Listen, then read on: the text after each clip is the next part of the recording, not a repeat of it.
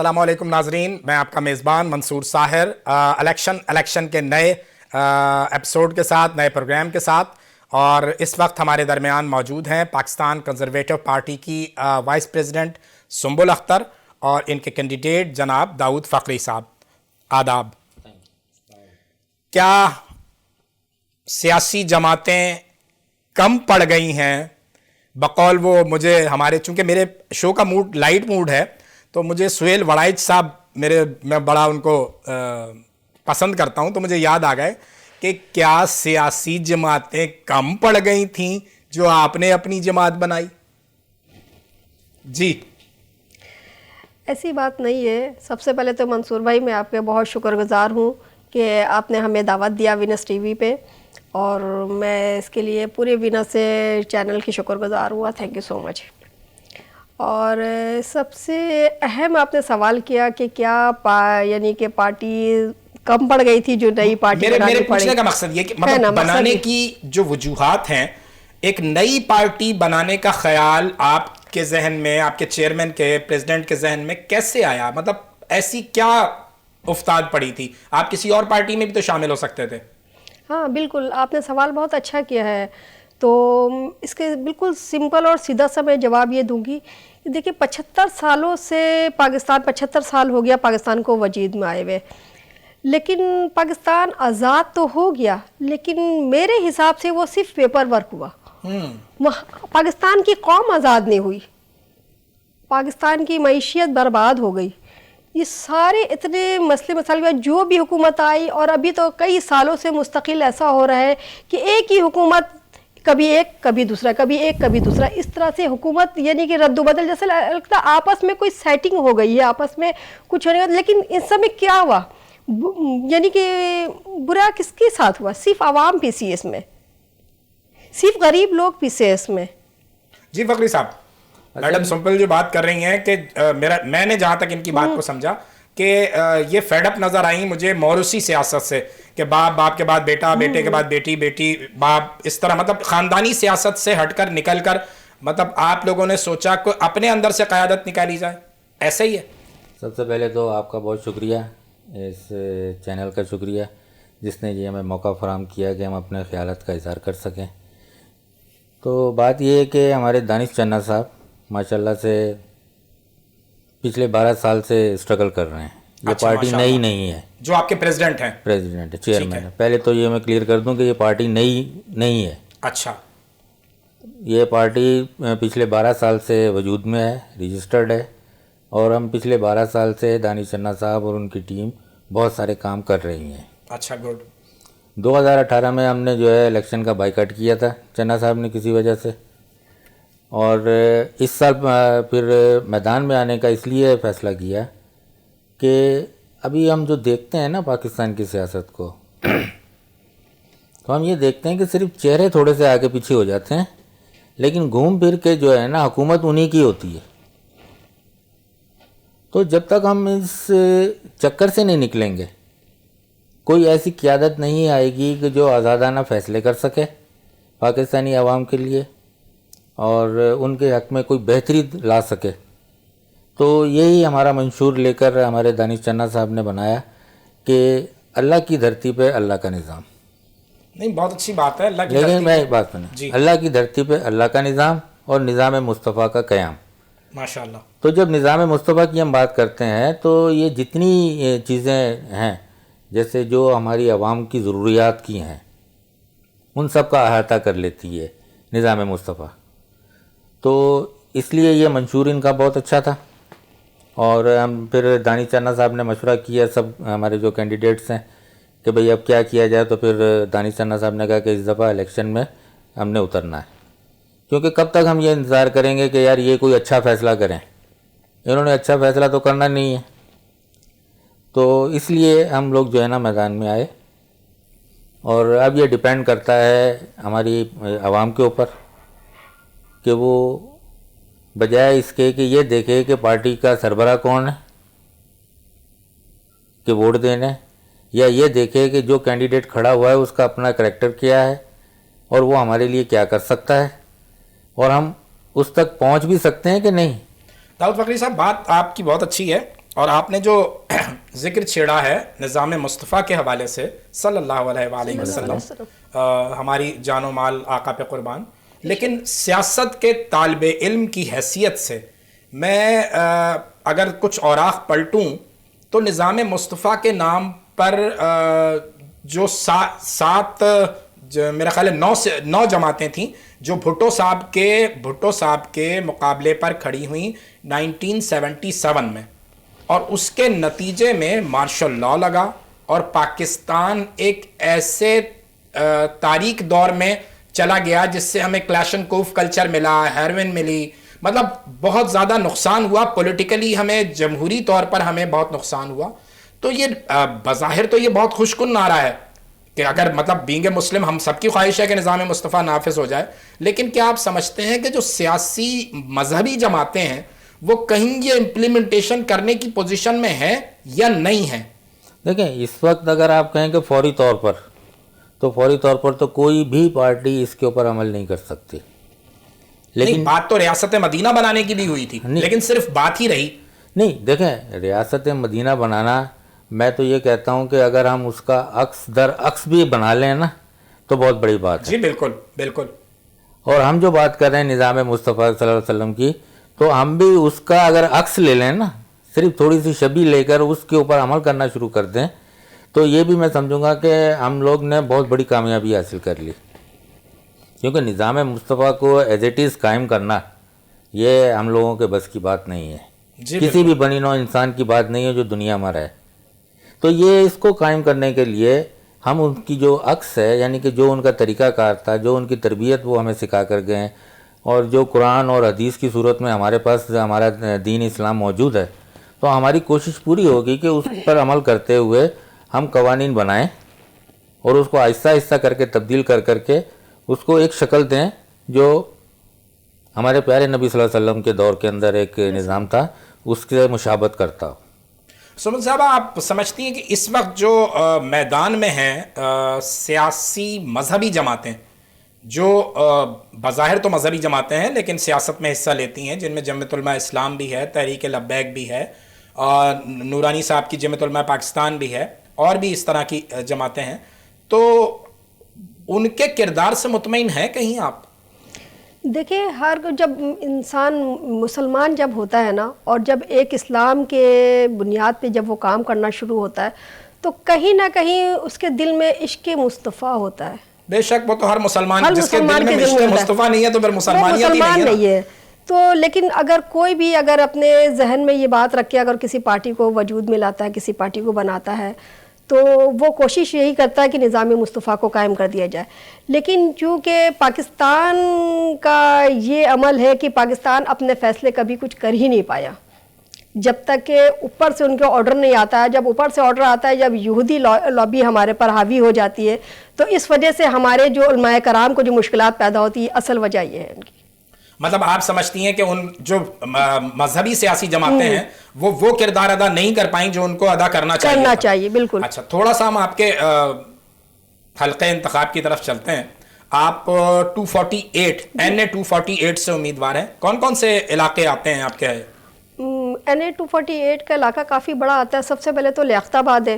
10 number 11 number. لیاقت آباد کی تو داستانیں مشہور ہیں جناب. لیاقت آباد کے تو عمر شریف مشہور ہے، لیاقت آباد کے معین بھائی مشہور ہے، لیاقت آباد کے امجد صابری اور مطلب اصلاح الدین اور حنیف خان، اور پتہ نہیں مطلب نام لیتے چلے جائیں. نام لیتے چلے جائیں. بہت سی ہمارے یعنی کہ بہترین لوگ لیاقت آباد میں رہ چکے ہیں، اور جو ابھی کچھ لوگ رہ بھی رہے ہیں. تو سب سے پہلے اس لیے میں نے نام ہی لیاقت آباد کا لیا ہے کہ لیاقت آباد ورلڈ فیمس لیاقت آباد. بالکل ایسے. لالو کھیت جناب. تو لالو کھیت یعنی کہ NA 48 میں آ رہا ہے. اور اس کے بعد سے گلبرگ ہے، عائشہ منزل ہے، انچولی ہے، اور پھر اس طرف گودرا ہے، گودرا مسلم ہے. گودرا مسلم سے یعنی کہ گودرا سے پورے آپ کالی مارکیٹ تک آتی، نیو کراچی تک 5 نمبر تک. کافی بڑا ایریا ہے الحمدللہ. اور بس اللہ تعالیٰ مجھے طاقت دے، ہمت دے، اور لوگوں کو عقل شعور دے کہ اب سمجھ سکے کہ اگر کوئی ان کے ساتھ کھڑا ہے، ان کے لیے کھڑا ہے، تو ان کا ساتھ دے. فخری بھائی، کیا مطلب اس وقت کی کمپین جو چل رہی ہے آپ کی، آپ میرا جہاں تک آپ سے بھی آف دی سیٹ گفتگو ہو رہی تھی تو آپ نے بتایا کہ 4-5 حلقوں سے آپ انتخاب لڑ رہے ہیں. شاید پہلا موقع ہوگا کہ نہیں، شاید عمران خان صاحب لڑے تھے پچھلی بار بہت ساری جگہوں سے، آپ 4 جگہوں سے الیکشن لڑ رہے ہیں. جی میں ماشاءاللہ NA 247 بابا یہ سینٹرل کا ہے، اور اسی کا PS 123 ٹھیک ہو گیا.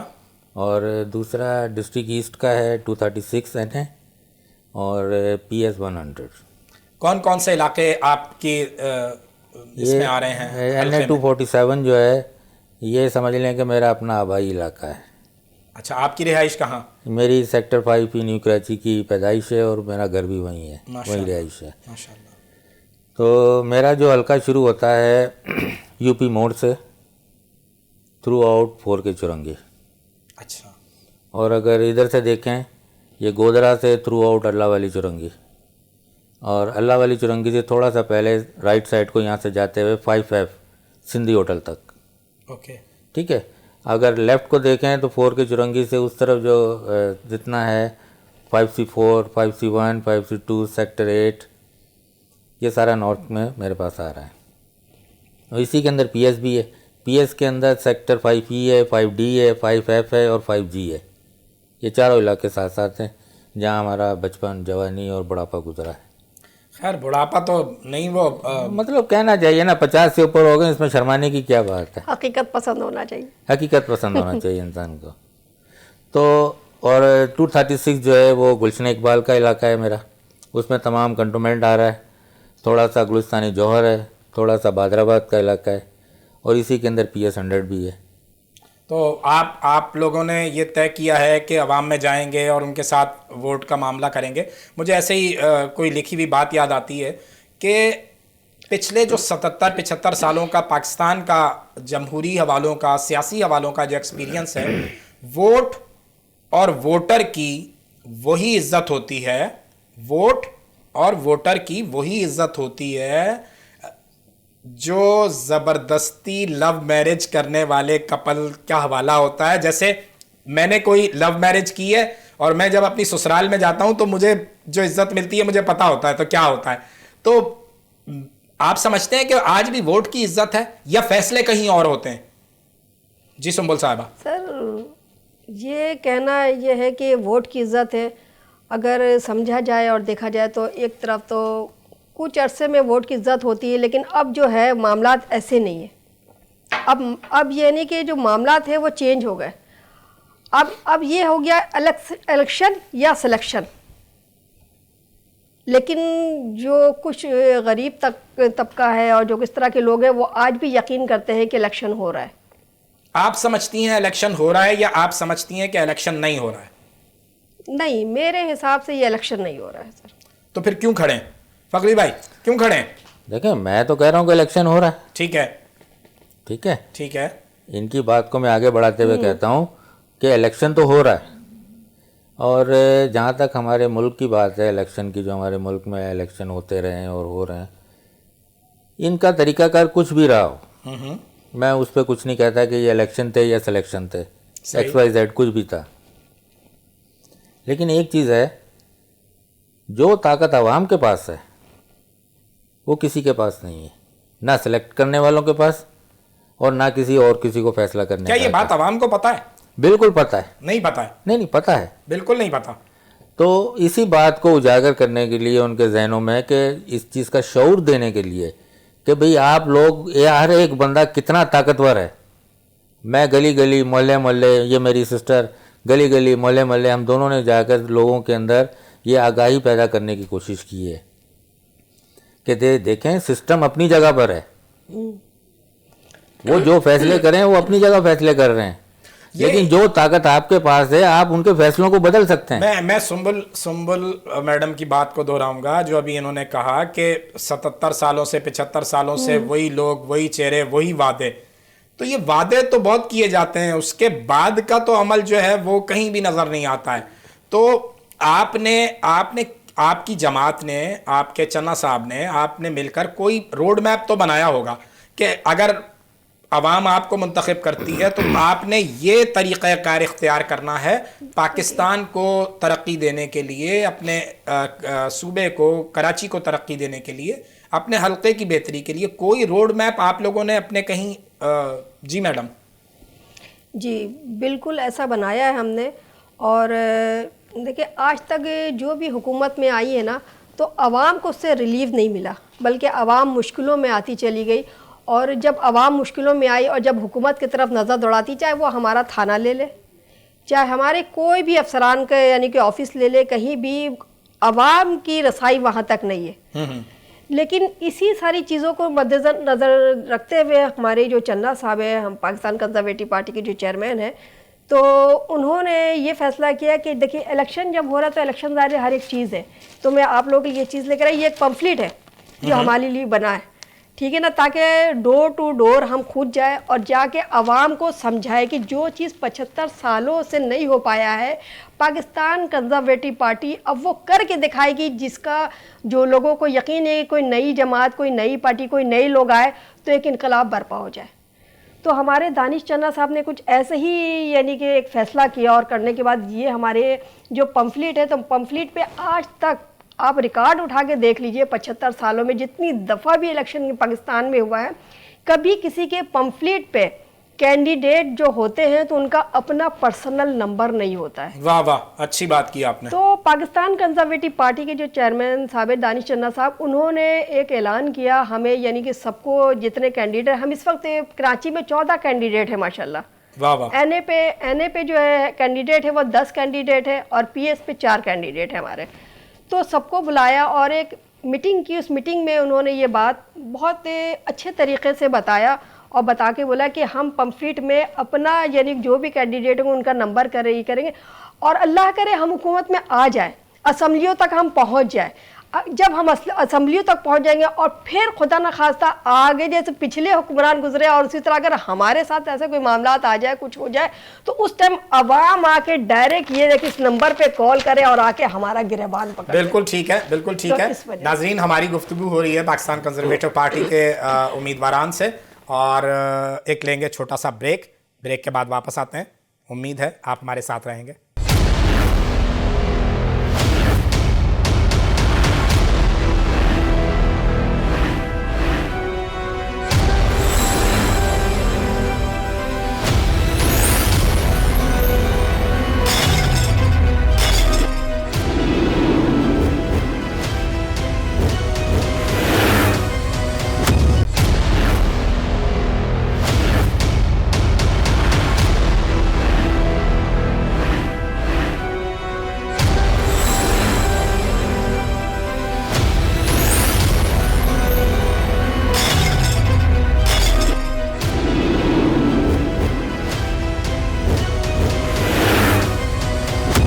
ویلکم بیک ناظرین، ہم بریک سے واپس آ گئے ہیں. آپ دیکھ رہے ہیں وینس ٹیلی ویژن پہ پروگرام الیکشن، اور ہمارے درمیان پاکستان کنزرویٹو پارٹی کے امیدواران بیٹھے ہوئے ہیں.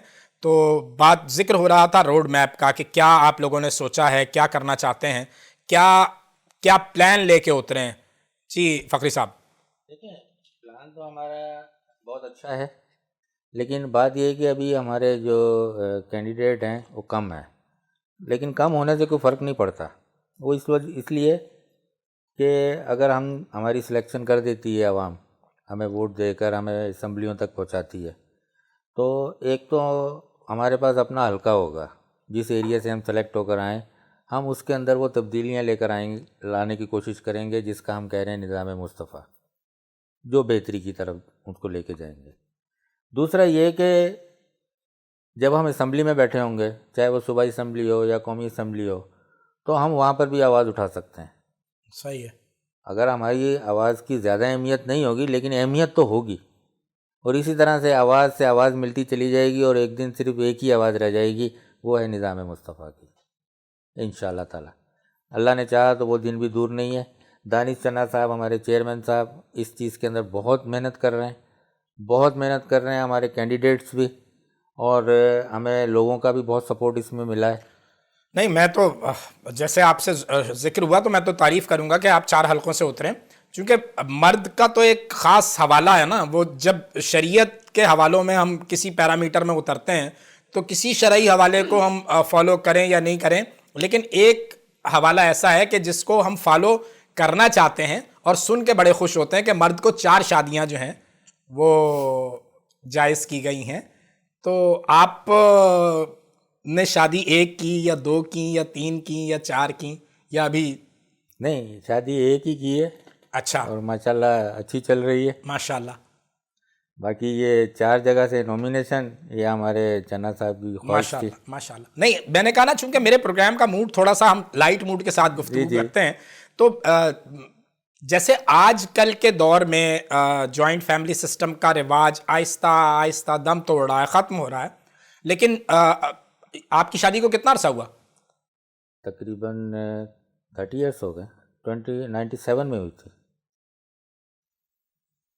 یہی صورتحال تھی, مطلب میں سوال یہی کرنا چاہ رہا تھا, تو میں نے اسی لیے پاز لیا کہ آج کل کے دور میں تو معاملات مختلف ہو گئے, لیکن پچھلے دور میں جب جوائنٹ فیملی سسٹم تھا تو اس وقت ایسا ہوتا تھا کہ بیوی کے لیے اگر آپ کوئی بھی چیز لے کر آئیں, سردیوں میں مونگ پھلی لے آئیں یا گرمیوں میں آئس کریم لے آئیں, تو وہ بیگم کے کمرے تک پہنچانا سب کی نظریں بچا کے ایسا ہی ہوتا تھا جیسے لاش ٹھکانے لگانے کے مترادف ہے. تو یہ کچھ لاشیں ٹھکانے آپ نے جوانی میں لگائی ہیں شادی کے فوراً بعد؟ سر وہ دور ہی ایسا تھا, کیا کریں, سب کے ساتھ ہم بھی شامل تھے. صحیح ہے.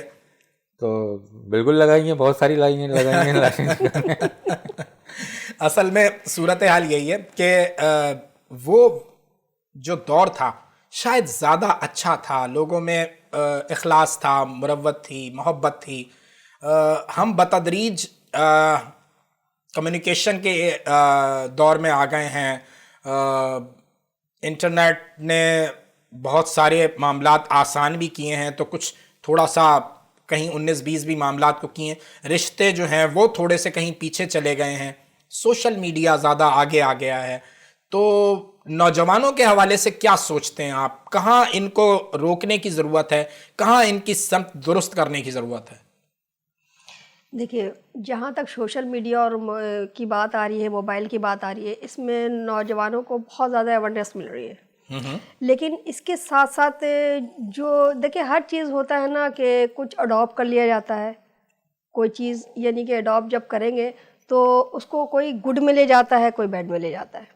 تو اب یہ نوجوان نسل جو ہے نا ان کی اپنی تھنکنگ پہ, لیکن کوئی بھی پیرنٹ جو ہے تو وہ اپنے بچوں کی پرورش بہت اچھی کرتے ہیں, سب کچھ کرتے ہیں, لیکن کچھ نوجوان نسلیں ایسی ہوئے ہیں کہ جو کہ موبائل کو مس یوز کر رہے ہیں. مس یوز وہ کرنے کے بعد وہ تو مس یوز وقتی طور پہ کر جاتے ہیں, لیکن اس کے پیچھے جو خاندانیں برباد ہوتی ہیں یہ بڑی خطرناک چیز ہے. تو میرا یہ کہنا ہے کہ جو لوگ بھی موبائل کو, جو لڑکے نوجوان نسل ہے, چاہے وہ لڑکے ہوں چاہے لڑکیاں, کچھ بھی دونوں آ رہے ہیں XYZ, تو اس کو جو ان کے جو مس یوز ہے اس کو نہ کریں, اس کو اب اس کی جو افادیت ہے اس کو اویل کریں لوگ. بالکل ٹھیک ہے. مجھے ذہن میں آتا ہے کہ جو مسلم دنیا کی پہلی خاتون وزیر اعظم محترمہ شہید رانی بے نظیر بھٹو, تو انہوں نے بڑا بیلنس کیا اپنے سارے معاملات کو. وہ ایک اچھی بیوی بھی تھیں, ایک اچھی ماں بھی تھیں, ایک اچھی بیٹی بھی تھیں, بہن بھی تھیں, اور ایک بہترین پولیٹیشین بھی تھیں. آپ کے معاملات کیسے ہیں؟ آپ گھر میں ایک خاتون خانہ بھی ہیں, جب آپ باہر نکلتی ہیں تو کیسے مینج کرتی ہیں گھر کو اور پالیٹکس کو؟ آپ نے سب سے اچھی جو بات کہی وہ بے نظیر بھٹو کی. جب میں چھوٹی سی تھی تو بے نظیر بھٹو میری آئیڈیل تھی. واہ واہ. اور یعنی کہ میرے گھر والے بھی بے نظیر کو یعنی بہت لائک کرتے تھے, اور چونکہ میں چھوٹی تھی اور بے نظیر بھٹو واقعی خوبصورت خاتون تھی, تو میں بہت گریسفل ماشاءاللہ, بہت ہی, تو میں ان سے بہت زیادہ انسپائر ہوتی تھی. تو کچھ جو چیزیں میں نے سیکھی وہ بے نظیر بھٹو سے سیکھی. اس کے بعد جب زندگی میں تھوڑی مشکلات آئی میرے والد کے انتقال کے بعد, تو کس طرح سے مینیج کرنا ہوتا ہے, پھر اپنے سرکل کو دیکھا, پھر میں نے بے نظیر بھٹو کی کچھ ہسٹری دیکھی, تو میں نے کہا نہیں, اگر ایک لیڈی ہے اور وہ اگر کچھ کرنا چاہتی ہے تو کر گزرے گی. اچھا, سمجھتے ہیں کہ وقت کچھ تبدیل ہوا ہے, کل گزرے کل کے مقابلے میں پاکستان میں آج کی عورت زیادہ اویئر ہے, زیادہ بولڈ ہے, زیادہ ایگریسو ہے, زیادہ مطلب اس میں کچھ کریج ہے, کچھ کر کے دکھانے کا زیادہ جذبہ ہے, ایسا ہوا؟ بالکل. میں پہلے ذرا آپ کی پچھلی جو بات آپ نے کی اس کا تھوڑا سا ذکر کر دوں. جی ضرور. کہ جیسے جیسے زمانہ آگے کی طرف بڑھ رہا ہے تو چینجنگ تو آتی ہیں. ٹھیک ہے. ایجوکیشن میں انسان کی اپنی جو روزمرہ کی روٹین ہے اس کے اندر اور ہر چیز کے اندر چینجنگ آتی ہے. ہم آہستہ آہستہ ٹیکنالوجی کے دور میں چلتے چلے گئے, لیکن ہمارے ملک کے اندر سب سے بڑا المیہ یہ رہا کہ ہم سب سے پیچھے ہیں.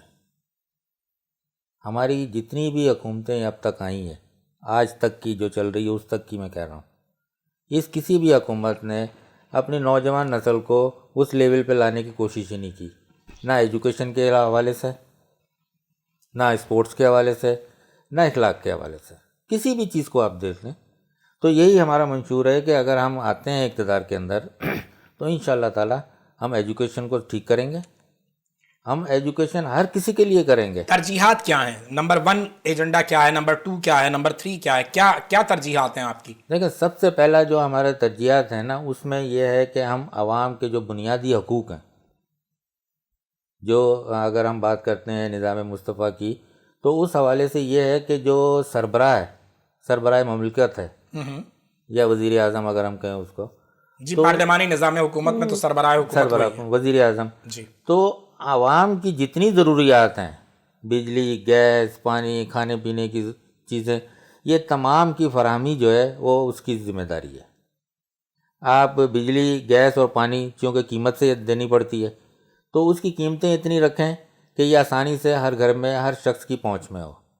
باقی دوسری جو انسان کی سب سے بڑی ضرورت ہے, کھانے پینے کی اشیاء, روزمرہ کی ضرورت کی چیزیں, وہ اس کی پہنچ میں ہوں اور کوالٹی کے ساتھ اچھے ریٹوں پر ملیں اس کو, اتنے کہ جتنی اس کی آمدنی ہے وہ اپنا سارا کا سارا سسٹم اس کے اندر اچھے سے چلا سکے. مطلب جہاں تک میں نے بات کو سمجھا, آپ کہہ رہے ہیں کہ جو عام شہری کی بنیادی ضرورتیں ہیں, روٹی, کپڑا, دال, چاول, چینی, آٹا, جو بنیادی اشیاء خدونوش ہیں, تو وہ تو آپ کہہ رہے ہیں کہ سب سے زیادہ سستی ہونی چاہیے. اس وقت کی جو صورتحال ہے, بجلی, پانی, گیس, یہ 3 بنیادی ضرورتیں ہیں جن سے مجھے نہیں اندازہ کہ پورا پاکستان کس طرح لڑ رہا ہے, لیکن کراچی کا تو برا حال ہے.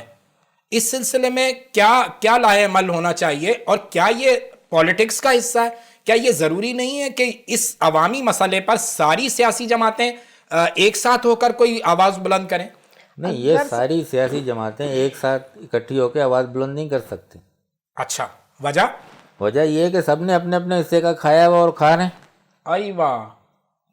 آپ اٹھا کے دیکھیں کہ یہ جو پاور پلانٹ لگے ہوئے ہیں اس میں کس کس کے ہمارے ابھی موجودہ جو سیاسی لیڈر ہیں, وزیر ہیں, مشیر ہیں, کن کن کے حصے ہیں.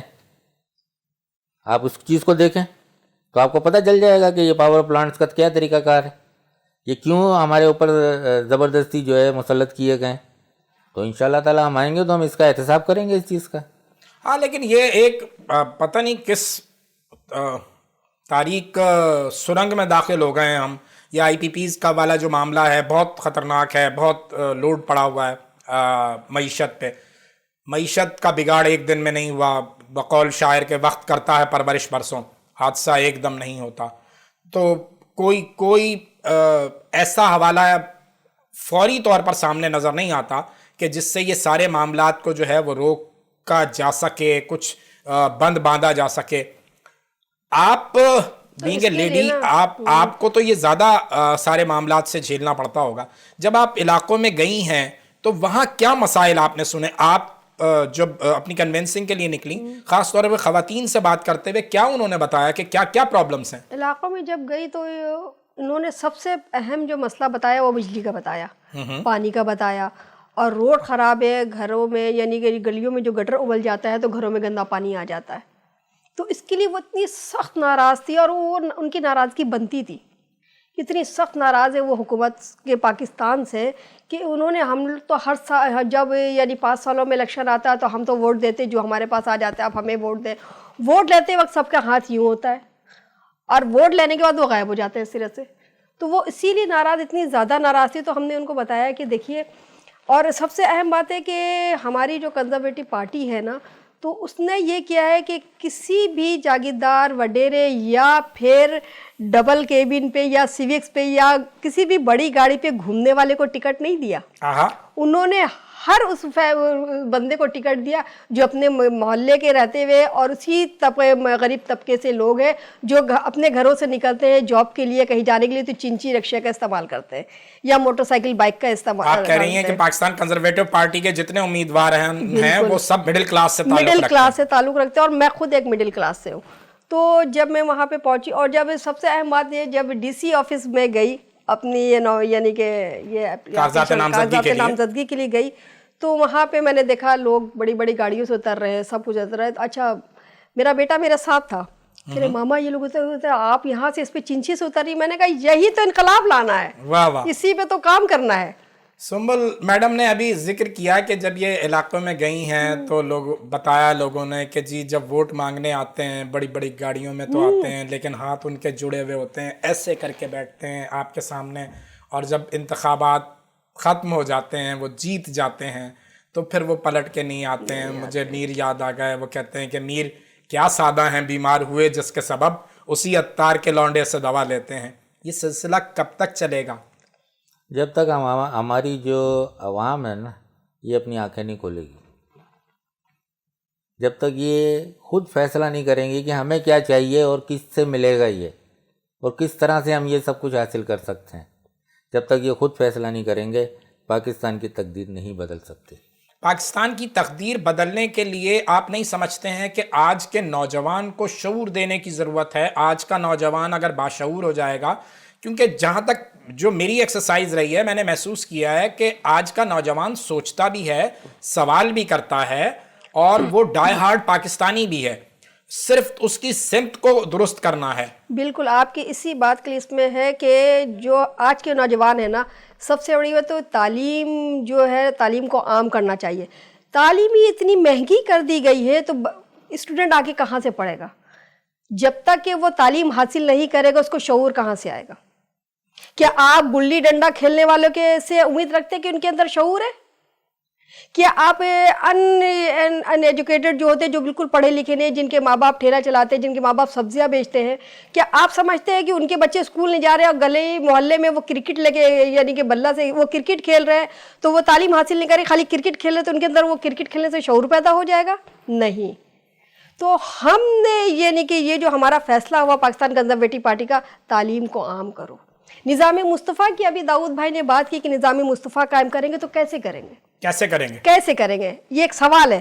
تو نظام مصطفیٰ جو قائم ہوگا اور ہمارے جو منشور ہے ایک قوم ایک ملک ایک قانون اور ایک نظام، نظام مصطفیٰ کا بھی ایک نظام تھا. اسی نظام کے تحت جب ہم تعلیم کو عام کریں گے تو ہم یہ جتنی پرائیویٹ اسکول کالج یونیورسٹی سب کو بند کر دیں گے حکومت. شاباش فخری بھائی. یہاں بالکل ابھی سب کو میں بند کر دوں گی. میں 2 منٹ لوں گی آپ لوگوں کا، میں زیادہ وقت بھی نہیں لوں گی. سارے اسکول پرائیویٹ نظام جو میں کہتی ہوں یہ پرائیویٹ یہ اسکول مافیا اور یونیورسٹی مافیا اور کالج مافیا ان سب کو بند کر دوں گی. ایک ہی قانون اور ایک ہی نظام کے تحت چلے گا گورنمنٹ اسکول، گورنمنٹ کالج اور گورنمنٹ یونیورسٹی، جس میں ہر امیر ہو یا غریب اسی اسکول میں پڑھے گا، اسی یونیورسٹی میں پڑھے گا. جب آپ ایک ہی ٹیبل پہ ایک ہی دری پہ ایک ہی کارپیٹ پہ بیٹھ کے تعلیم حاصل کریں گے نا تو یہاں سے آپ کا نظام چلے گا. دیکھیں میڈم سنبل، مجھے یاد پڑتا ہے ایک بڑی جماعت جن کے سربراہ کا بھی نام لینے کی اجازت نہیں ہے تو وہ بھی کم و بیش اسی ایک نقطے پہ تھی، خاص طور پہ تعلیم کے معاملے میں، لیکن پھر وہ چراغوں میں روشنی نہ رہی. ہاں بالکل ایسے. اسی وجہ سے جو ہم اپنے علاقوں سے جو کینڈیڈیٹ بنے اٹھے ہیں نا، کم سے کم اگر ہم پورا پاکستان نہیں سدھار سکے تو کم سے کم اپنے علاقے کو تو فیسلیٹیٹ کر سکیں گے، اپنے علاقوں کے بچوں کو تو پڑھا سکیں گے. اور میں اسی مہم کے لیے نکلی ہوں. میں آج جو ایک عورت ہونے کے بعد آج MNA کا الیکشن لڑ رہی ہوں. کس وجہ سے؟ اپنے محلے کی میں نے غربت دیکھی، اپنے محلے میں نے بھوک اور پیاس سے لوگوں کو مرتے ہوئے دیکھا، اپنے محلے میں ایک باپ کو اپنے بچوں اور بیوی کو زہر دیتے ہوئے دیکھا، اپنے ہی محلے میں اپنی بہنوں کو رسوا ہوتے ہوئے دیکھا. میں ایک عورت ہونے کی وجہ سے میں عورتوں کے حقوق پہ بڑا کروں گی. اور میں ایک سوشل ورکر بھی ہوں، میں عورتوں کے اس پہ بہت کام کرتی ہوں اور میں یہ دیکھتی ہوں، اور اسی وجہ سے میں ان عورتوں کے بچوں کو پڑھاؤں گی جو گھروں میں ماسیاں ہیں، میں ان عورتوں کے بچوں کو پڑھاؤں گی جو فیکٹریوں میں کام کرتی ہیں اور فیکٹریوں میں ان بیچاریوں کے ساتھ کیا کچھ نہیں ہو جاتا ہے۔ جی بالکل، بات آپ کی ٹھیک ہے۔ جیسے میں نے پہلے ذکر کیا تھا کہ ہمارا جو فارمیٹ ہے وہ تھوڑا سا ہم لائٹ موڈ کے ساتھ گفتگو کرتے ہیں، بہت زیادہ لینتھی نہیں کرتے۔ ایسے ہی میرے ذہن میں آیا کہ جوانی تو آئی تھی، جی کیا کوئی کہانی بھی ہے؟ اب جوانی ہے اور کہانی نہ ہو تو پھر وہ جوانی کس کام کی؟ تو کہیں مطلب آج کل کے دور میں تو آپ موبائل پہ سب کچھ دستیاب ہے نا، آرام سے بات کر لیتے ہیں۔ پہلے دور میں تو کبوتر ہوا کرتے تھے، تو پالے تھے کبوتر کچھ آپ نے کہ جی جائے؟ اور بالکل کبوتر پالے تھے اور ان کو بڑا ٹرینڈ کیا کہ تاکہ کسی غلط چھت کے اوپر نہ جا کے پہنچے، بالکل صحیح جگہ جا کے اپنا وہ کام کر کے آتے۔ پھر بھی پڑوسیوں کی چھت پہ جا کے بیٹھ جاتا ہوگا۔ اچھا مجھے دو شعر یاد آئے، وہ کہ خط کبوتر کس طرح لے جائے بام یار پر، خط کبوتر کس طرح لے جائے بام یار پر کترنے کو لگی ہیں قینچیاں دیوار پر۔ اس کے جواب میں کسی شاعر نے کہا تھا کہ خط کبوتر اس طرح لے جائے بام یار پر پہ لکھی ہو عبارت پر کٹیں دیوار پر۔ تو اس دور میں جو محبت ہوتی تھی وہ بڑی خالص، بہت ہی مطلب بہت ہی پرتقدس سی محبت ہوتی تھی۔ ہاں، ایزی لوڈ سے پاک محبت ہوتی تھی، ہر لوڈ سے پاک محبت ہوتی ہر لوڈ سے پاک محبت ہوتی تھی۔ تو اس دور میں محبت کے تقاضے کیا ہوتے تھے؟ مطلب محبوبہ کی فرمائش کیا ہوتی تھی؟ ہے کچھ ذہن میں؟ دیکھیں یہ تو ابھی پرانی باتیں ہو گئی ہیں، ابھی جو آپ بات کر رہے تھے نوجوان نسل کی، میں تھوڑا سا اس پہ آپ کا تھوڑا سا گھوم کے آنا چاہتا ہوں، اگر آپ برا نہ مانیں تو۔ جی جی بالکل۔ دیکھیں نا، آپ کہہ رہے ہیں نا کہ ہمارے آج کا نوجوان بہت قابل ہے، کوئی شک نہیں ہے، بہت ٹیلنٹڈ ہے، سوال بھی کرتا ہے، کام بھی کرتا ہے، سب کچھ کرتا ہے۔ بات صرف یہی ہے کہ اس کی ڈائریکشن سیدھی نہیں ہے۔ جو تھوڑی دیر پہلے میں نے کہا کہ آج تک جتنی حکومتیں آئی ہیں، کسی نے نہیں یہ سوچا کہ ہم دنیا کس طرف جا رہی ہے، کتنی ترقی انہوں نے کر لی ہے، کس جو ہے ڈپارٹ کے اندر وہ آگے بڑھ گئے، تو ہماری جو نوجوان نسل ہے یہ پیچھے کیوں رہ گئی؟ اگر یہ چیز انہوں نے آج سے 30 سال پہلے، میں 90 کی بات کر رہا ہوں، جب میں نے گریجویشن کیا انجینئرنگ کی، تو 90 میں اور اب 2024 تقریباً 34 سال ہو گئے، ہمارا جو علاقہ ہے، شہر ہے، صوبہ ہے، ملک ہے، میں نے اس کو نیچے ہی جاتے دیکھا۔ میں بتاتے خود بہت ٹیلنٹڈ تھا، بہت اچھا، کوئی نوکری نہیں ملی سرکاری۔ اس وقت بھی جو ہے نا لاکھوں روپے مانگتے تھے سرکاری نوکری کہ میں نے CSS کا ایگزام دیا، لیکن اس میں بھی کیا ہوا جو ہوتا آ رہا ہے۔ تو یہاں سے آپ اندازہ لگا لیں کہ پاکستان کے نوجوان نسل جو اب ہے، جو اس سے پہلے ہے، وہ بھی بوڑھی نہیں ہوئی ہے، وہ بھی جوان ہے۔ یہ نوجوانوں کے ساتھ مل کر اگر ہم ابھی بھی ان کی ڈائریکشن سیدھی کر دیں تو میں نہیں سمجھتا کہ پاکستان میں آنے والے انقلاب کو کوئی روک سکتا ہے، پاکستان کی آنے والی ترقی کو کوئی روک سکتا ہے، کوئی نہیں روک سکتا، یہ اتنی پاورفل ہے۔ سنبل آپ بتائیے کہ جو آپ علاقوں میں جا رہے ہیں تو آپ کو کس سیاسی جماعت کا اثر زیادہ نظر آ رہا ہے؟ کون ڈومینیٹنگ حوالوں میں ہے؟ کراچی میں ایک چینج آیا ہے، میں اس سینس میں بات کر رہا ہوں کہ MQM کئی دھڑوں میں بڑھ گئی تھی جو کراچی کی نمائندگی کی دعوے دار رہی ہے اور اس کے پاس نمائندگی رہی ہے۔ ایک مرتبہ پھر MQM کے تمام دھڑے جو ہیں وہ متحد ہوئے ہیں۔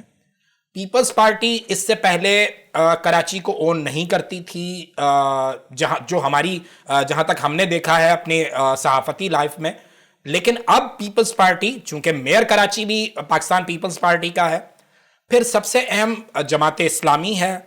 آپ کی جو آبزرویشن ہے وہ آپ سمجھتی ہیں کہ کون سے آپ کو جو ٹف مقابلہ نظر آ رہا ہے، تو کون سی جماعتیں ہیں جو زیادہ کام کرتی نظر آ رہی ہیں آپ کو؟ کون سی پارٹی ہیں ابھی جو سب سے زیادہ، یعنی کہ جن علاقوں میں گئی ہوں جہاں میرا یہ 48 کا جو حلقہ لگ رہا ہے، تو ان علاقوں میں 2-3 یعنی کہ جگہ ایسا ہے کہ 2-3 حلقہ ایسا ہے کہ جہاں پہ یعنی TLP کا دیکھا گیا ہے۔ اچھا، ہاں، TLP کا دیکھا گیا ہے، لوگ شیر کا نام سننا نہیں چاہتے۔ ٹھیک ہو گیا. TLP کا دیکھنا چاہیے کرنا چاہتے ہیں, اور جو اس سے زیادہ اگر کسی کا دیکھا گیا وہ تو PTI کا دیکھا گیا. PTI کے بلہ لینے کے بعد بھی ان کو جو انتخابی نشان دیا گیا ہے لوگ اسپیکر, اس لیے کیوں میں کسی بھی نہ اپنی کسی بھی جماعت کی میں یہاں پہ نمائندگی وہ نہیں کری, میں اپنی کنزرویٹو پارٹی کی نمائندہ ہوں, اسی کی نمائندگی کروں گی. لیکن ایک سوال آپ نے کیا, اس میں جواب دے دوں. تو PTI کا چیز کے اس لیے PTI تو مطلب بینگ اے پارٹی اس وقت تو موجود نہیں ہے سامنے, نہیں ہے, لیکن ظاہر سی بات ہے اس نے یوتھ کے لیے کام کیا نا, یوتھ کو نے پڑھایا, یوتھ کو آگے بڑھایا. یہ نہیں کہ ضرور بھی 22 سال سے یہ چیزوں کو سینچا گیا, تو اس سے ہو گیا کہ یوتھ آگے بڑھ گئی ہے.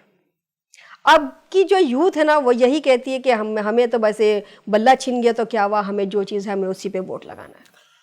فخری بھائی بس تھوڑا سا ٹائم رہ گیا ہمارے شو کا. ایک وقت بتاتے ہیں کہ پالیٹکس میں چونکہ پیسے کا استعمال ہمیشہ سے رہا ہے, تو بہت زیادہ طاقتور, بہت زیادہ اختیار کے حامل لوگ ہی انتخابات لڑتے رہے. تھوڑا سا چینج MQM نے کیا, مڈل کلاس کو لے کر آئی, کچھ چینج آیا ہے آپ محسوس کرتے ہیں جہاں آپ جاتے ہیں؟ کہیں کوئی تھریٹ, کوئی اس طرح کا حوالہ, کوئی خوف کی فضا تو آپ کو نظر نہیں آئی؟ نہیں, خوف کی فضا تو نظر نہیں آئی, لیکن مجھے یقین ہے کہ اس دفعہ چینج آئے گا. اچھا, ٹھیک ہے نا, جو ابھی نظر نہیں آ رہا, لیکن یہ 8 تاریخ کو چینج آئے گا ضرور انشاءاللہ تعالی. چلیں ناظرین کرام, امید پہ دنیا قائم ہے, ایک نئے چینج, ایک نئی امید جگا رہے ہیں پاکستان کنزرویٹو پارٹی کے نمائندگان, اور ہماری بھی دعا یہی ہے کہ خدا کرے کہ میری عرض پاک پر اترے فصل گل جسے اندیشہ زوال نہ ہو. کل ایک نئے پروگرام کے ساتھ حاضر ہوں گے. اپنے میزبان منصور ساحر کو اجازت دیجیے. اللہ حافظ.